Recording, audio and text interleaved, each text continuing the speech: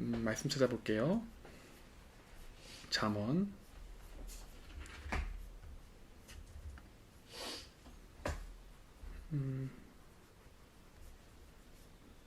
11장 16절에서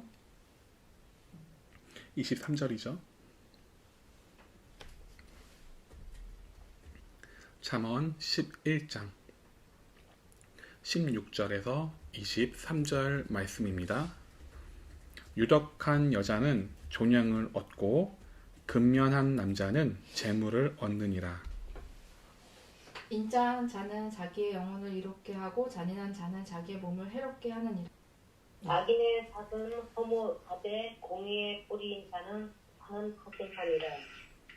정의를 굳게 지키는 자는 생명에 이르러 약을 따르는 자는 사망에 이르느니라.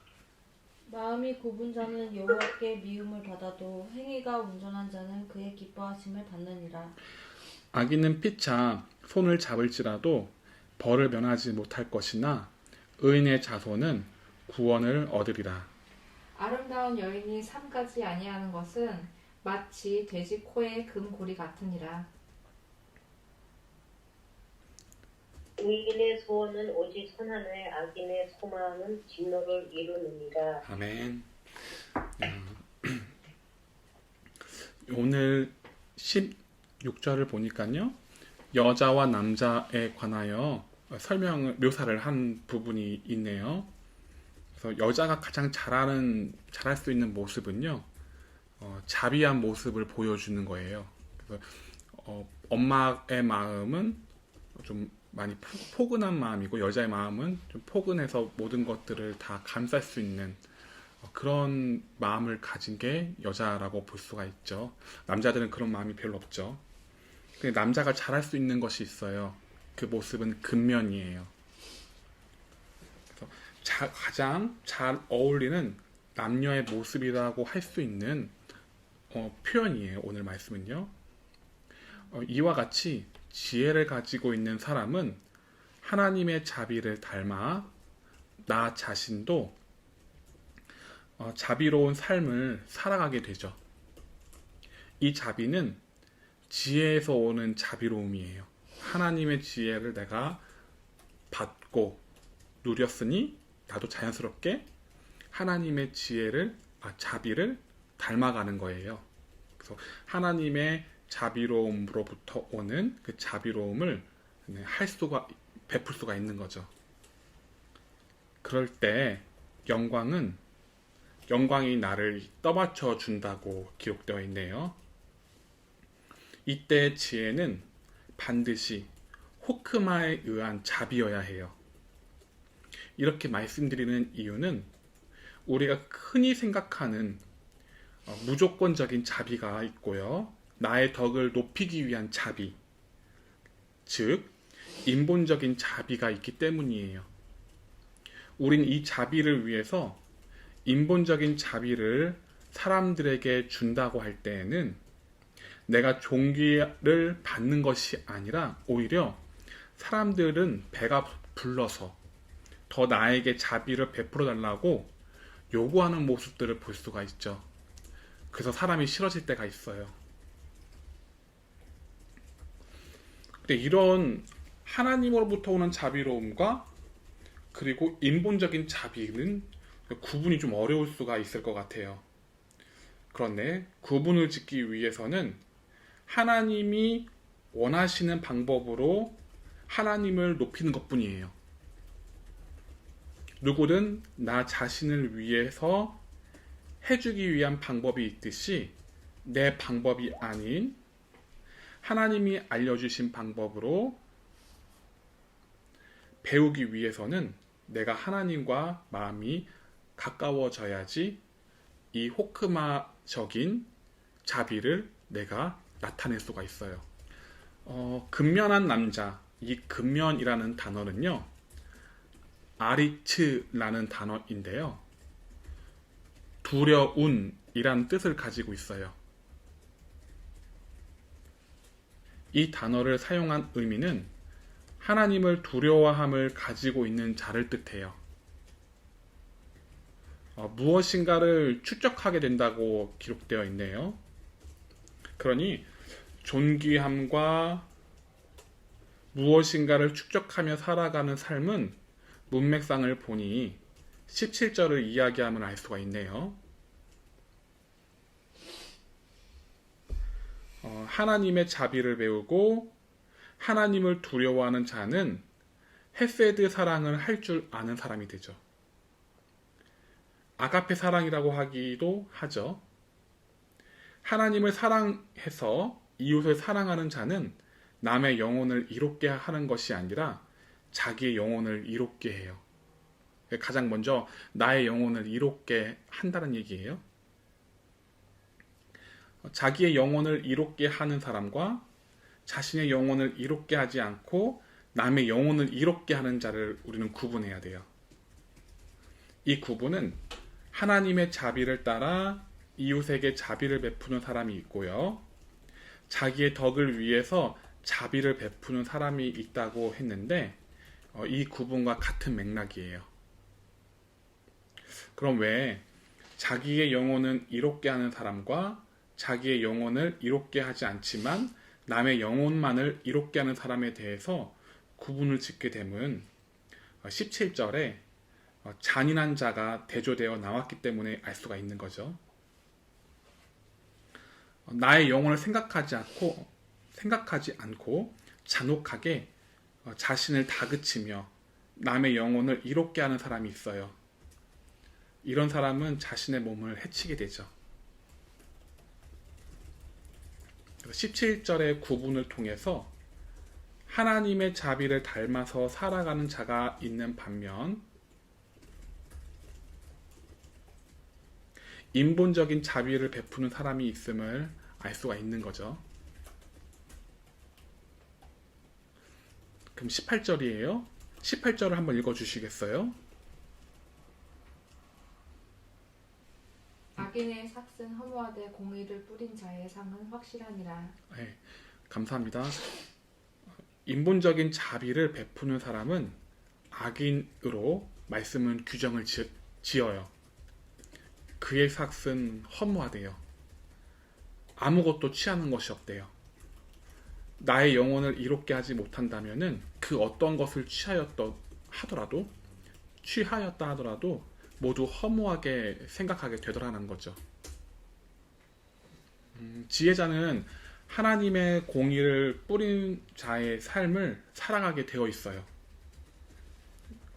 그래서 나의 영혼을 이롭게 해서 상대방에게 저렇게 살아가는 것이 좋은 삶이구나 생각하게 해서 그 삶을 따라오게 하는 삶, 하나님의 자비를 닮아 살아가는 사람의 삶이라 할 수 있겠죠. 그러니까 하나님의 자비를 닮아서 따라오게 하는 사람은 내가 먼저 보여줘야 돼요. 하나님의 자비를 닮아서 살아가는 삶이 얼마나 행복한가를요. 그러면 그 사람들이 보고 이런 삶이 정말 행복이지 생각하고 따라오더라라는 거죠.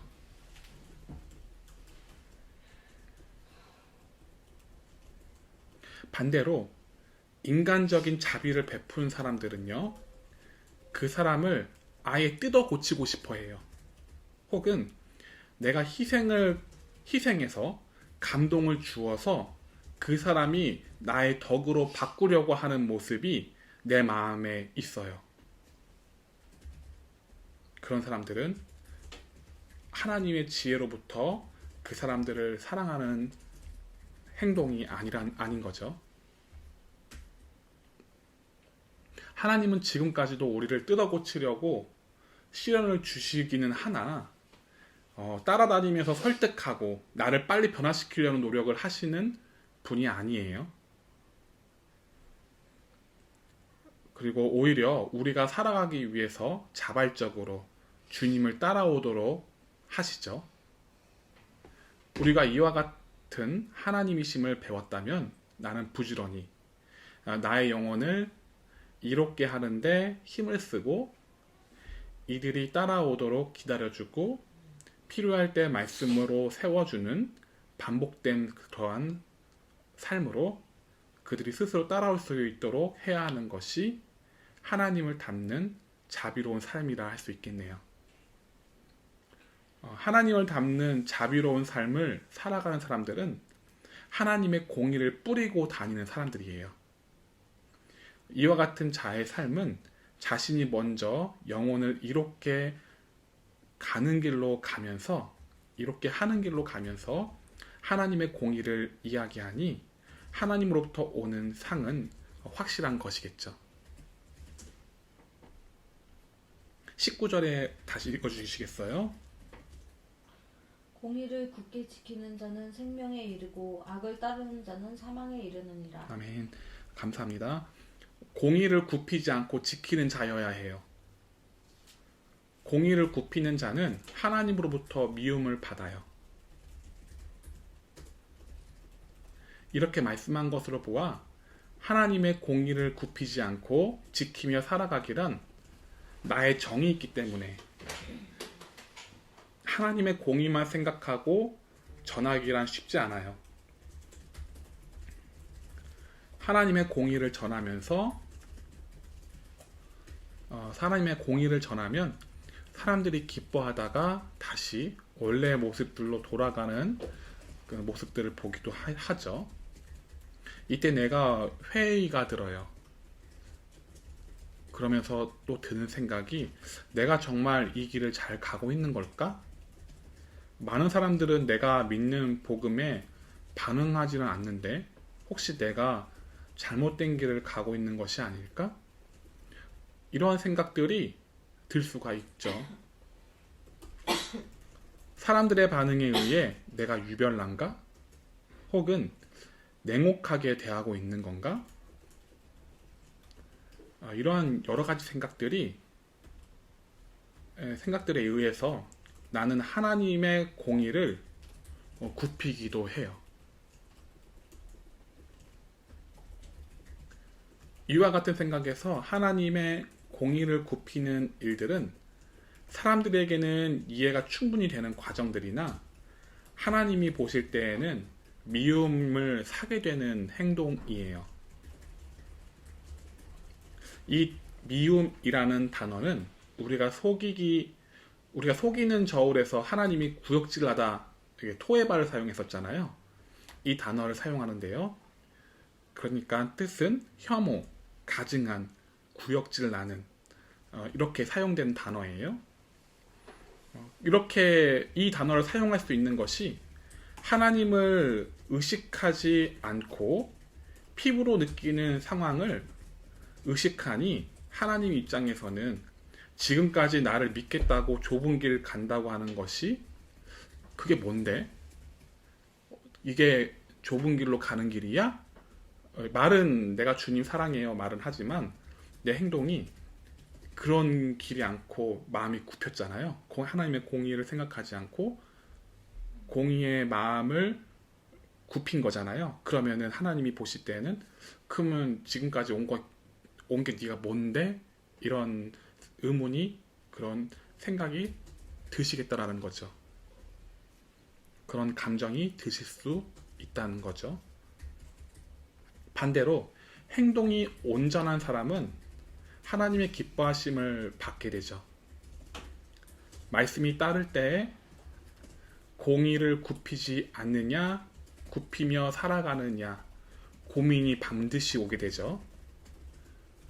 그래서 하나님을 사랑하느냐, 사랑하지 않느냐를 이 고민을 통해서 우리는 그 증거를 할 수가 있죠. 알 수가 있죠.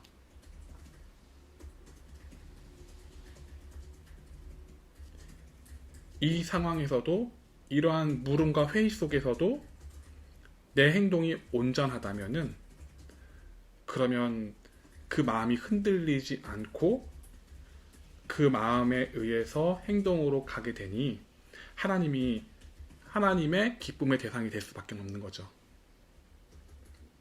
하나님께서 우리에게 알도록 해주신 지혜를 고수하는 자세 자체가 지혜이에요. 지혜이기도 해요. 그래서 가장 든든한 분께 기쁨의 대상이 되는 방법이고 길이니까 지혜인 거죠. 21절 읽어주시겠어요? 악인은 피차 손을 잡을지라도 벌을 면하지 못할 것이나 의인의 자손은 구원을 얻으리라. 네, 감사합니다. 아멘. 하나님으로부터 미움을 받는 자의 상태에서 어떻게 해서든 무엇인가를 잡으려고 또 잡으려고 잘 해나가려고 해도 죄에서 벗어날 수가 없어요. 왜냐하면 하나님의 공의를 굽히며 살아가게 됐기 때문이죠. 그러면 결론은 그가 믿고 따라가는 것은 하나님의 공의가 아니니까 죄에서 피할 수가 없게 되는 거죠. 하나님의 공의에 따라 살아가는 것만이 우리가 죄와 상관없이 살아가는 삶이니까요. 다시 말씀드리면은 하나님의 공의, 그 지혜를 굽히지 않고 살아가는 것은 정말 중요하더라라는 거죠. 그리고 하나님의 의를 붙잡고 살아가는 삶이 자녀에게까지 이어지게 되는 모습들을 21절 하반절을 통해서 볼 수가 있어요. 마치 유전이 되는 효과가 있는 것 같아요. 이게 풀어서 설명하자면요.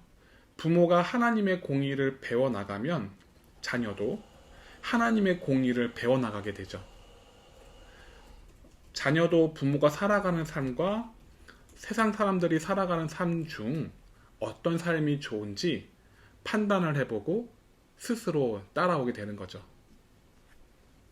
참된 길은 모든 사람들이 알죠. 가늠을 할 수가 있다는 얘기죠.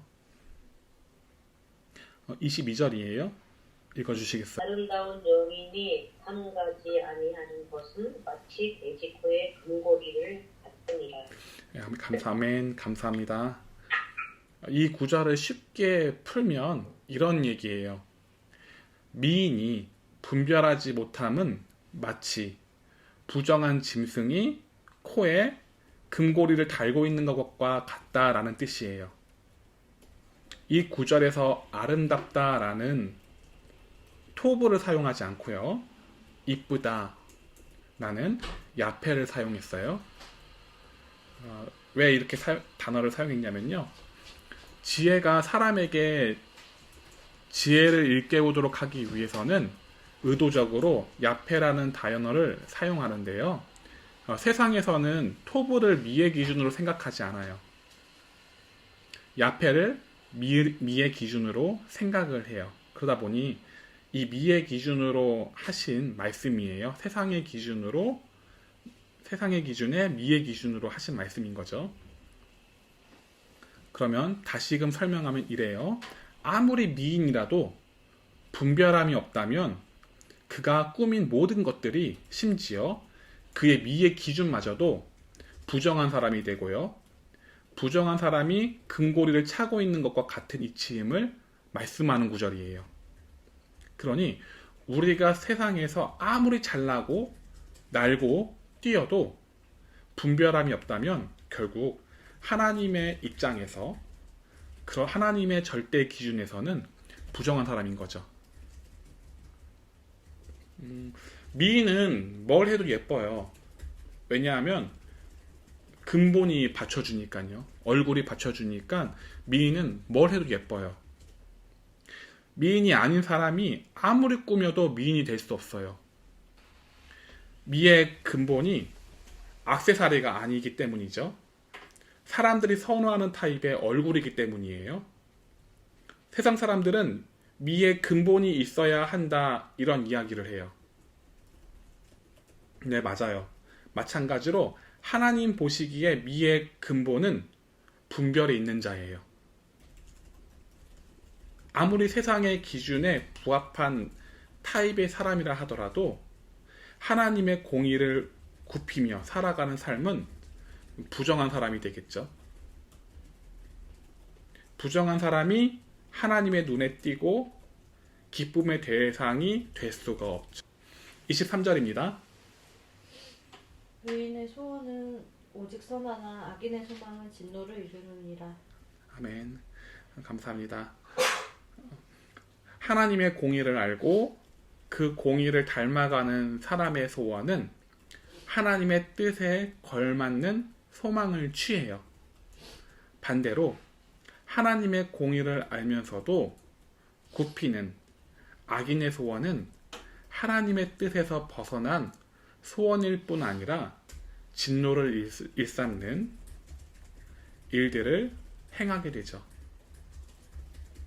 하나님의 공의가 없이는 뭘 해도 하나님으로부터 화를 피할 수 없게 돼요. 뭘 해도 화를 피할 수 없는 대상이 있으니 그의 이름은 바리새인이에요. 누가복음 11장 42절에 기록된 말씀인데요. 이 본문은 다음 주일의 본문이기도 해요.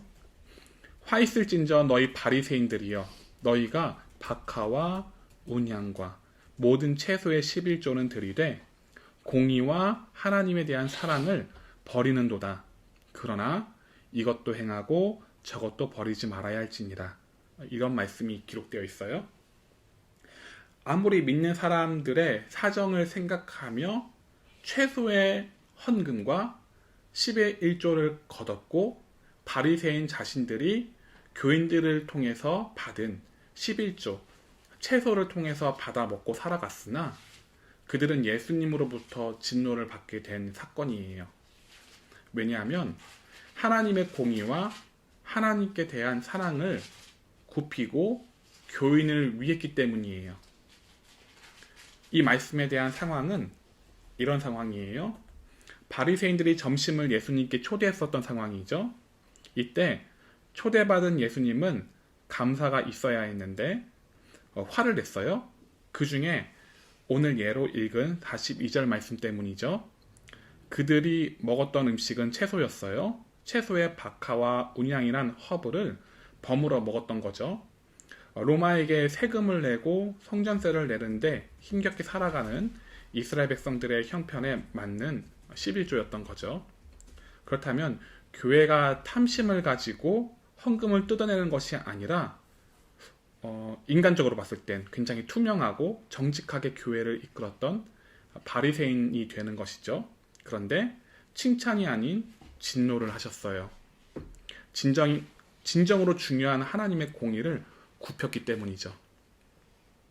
사람에 대한 자비는 있으면서 하나님의 공의와 사랑을 버린 그들이었기 때문에 아무리 잘해도 진노의 대상이 될 수밖에 없었던 거죠.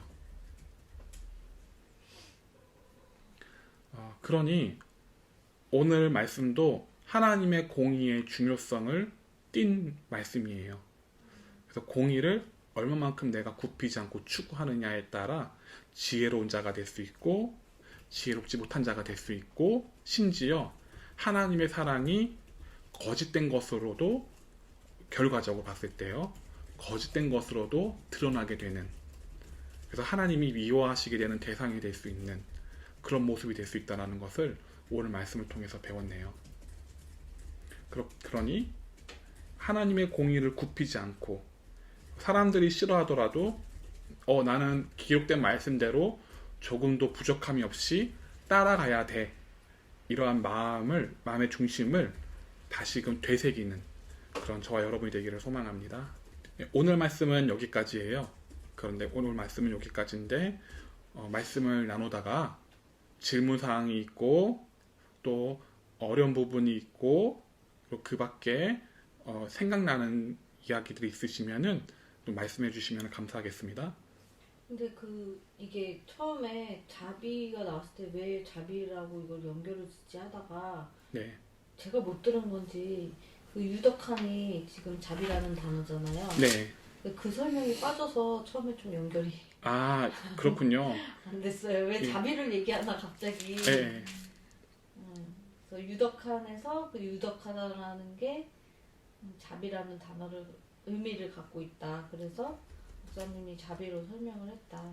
그리고 그 자비는 그 하나님의 공의다. 네. 이렇게. 네. 하나님의 공의로부터 오게 된 사랑. 그 사랑을 배웠을 때 나 역시도 닮아가서 그 자비를 베풀게 되죠. 그럼 질문이 있을까요? 오늘 말씀이 대체적으로 어려웠나 보네요. 결국은 그 유덕하다는 게 하나님의 자비를 얘기하는데 그렇게 하나님의 그 자비가 아까 하나님의 공의에 포함된 거라고 그렇게 이해를 했을 때 우리가 하나님의 공의를 따라서 내가 자비를 베풀면 그 상은 확실하지만 내가 인간적으로 내 공의를 따라서 내가 생각한 것을 따라서 자비를 베풀면 오히려 나만 힘들게 되고 괴롭게 된다라는 게 17절의 말씀이고 네, 그래서 하나님의 뜻을 쫓아서 사람을 사랑하고 자비를 베풀면 하나님이 보실 때 그거는 기뻐하심이 되고 기쁨을 드리는 게 되고 근데 반대로 내 기준을 따라서 그걸 놓지 않고 내가 가면은 아까 미움이라는 단어를 설명했는데 그건 하나님 보시기에 역겨운 거다. 그리고 자기가 자기 공의를 따라가다가 살려고 해도 발버둥을 쳐도 그거는 거기서 벌을 면치 못한다. 그리고 겉으로 보기에 아름다운 여인이라도 분별력이 없으면 이 하나님의 공이냐 아니면 나로부터 나오는 이게 계획과 뜻이냐 그 분별력이 없으면 돼지코에 금고리 같다. 그래서 하나님의 공의를 쫓아가는 자는 그 소원이 선할 수밖에 없다. 하나님이 선하시니까. 근데 악인은 자기의 소망, 우리가 지난주에 배운 것처럼 자기의 악을 따라서 자기가 죽을 때 그 소망도 멸망하고 진노를 이루게 된다. 그런데 왜 이렇게 마음을 굽히냐고 하냐면은 다시 한번 설명드리지만 사람들이 나를 인정 안 해요. 하나님의 공의를 가지고 따라가게 되면은 그게 사람들에게 착 와닿지가 않아요. 이게 뭐라고 해야 될까요? 이거 딱 자석처럼 착 달라붙어야 되는데 그러지가 않아요. 왜냐면 하나님께 맞는 하나님께 최적화된 그런 선이다 보니까요. 그러니까 죄인인 우리가 접하기에는 어떤 면에서는 좀 냉혹해 보이기도 하고 어떤 면에서는 좀 인정이 없어 보이기도 하고 또 어떤 면에서는 좀 사랑이 느껴지지 않는 모습들이 보여지기도 한다는 거죠.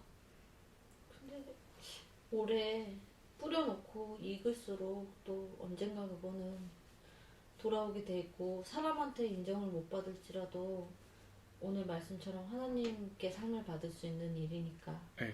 그런데 재밌는 것은 믿지 않는 사람들도 그 하나님의 공의를 따라가는 가정을 보면은 야, 좀 건강한 가정이구나 인정을 하더라라는 거죠.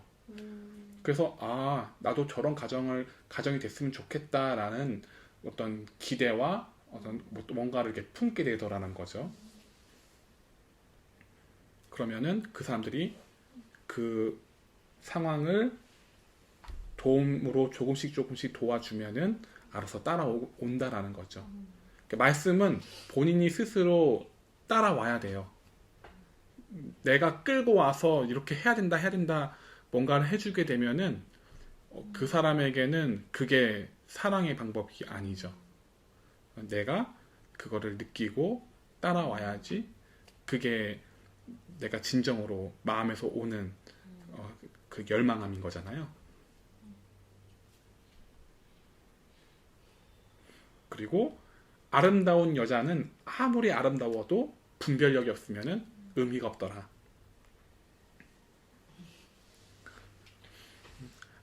아무리 사람들이 보기에 야 신앙이 좋아 보인다 하더라도 그 사람이 사람 좋게만 하고 하나님께 분별력이 없으면은 그 사람은 부정한 사람인 거예요. 그러니까 아무리 날고겨도 부정한 사람은 정할 수가 없죠.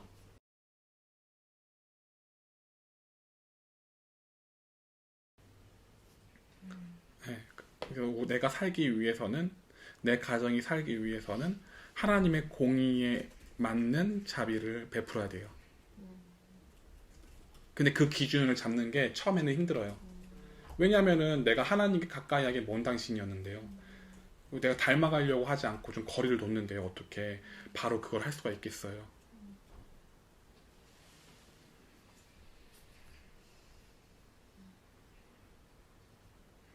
그래서 말씀이 중요하고 그 하나님의 공의가 중요하더라. 어떤 사람들은 하나님의 공의를 자신의 인본적인 자비와 사랑으로 덮어버려요. 그래서 포장을 하죠. 그래서 공의를 빼버려요. 그렇게 됐을 때에는 오히려 지선생님이 얘기했던 대로 이용만 당하죠. 근데 악인이 된 나는 이게 왜 그런지 몰라요. 내 자신에 대한 틀을 버리지 않고 부정하지 않고 내가 생각한 그 틀을 사랑이라고 생각을 하기 때문에요. 그러니까 말씀을 따라갔을 때는 내가 생각하는 모든 틀을 일단 버려둬야 돼요. 버려두고 예수님께서 어떻게 사랑하셨는가에 초점을 맞추어서 봐야 돼요. 그래서 어린아이와 같은 자가 하나님 나라 들어갈 수 있는 거죠. 공의로운 삶, 그 공의로운 자비를 우리가 누리며 살아갈 수 있게 해달라고 기도했으면 좋겠어요. 네. 근데 그런 가운데서는 나의 아직과 내 고집과 내 틀이라는 게 있기 때문에 그것으로부터 오는 영적 전쟁은 있을 거예요. 그래서 그럼에도 불구하고 마음을 굽히지 않고 끝까지 전진해 나가서 그 하나님의 자비로움을 취하며 살아갈 수 있는 우리가 되게 해달라고 함께 기도드렸으면 좋겠습니다. 기도드리겠습니다.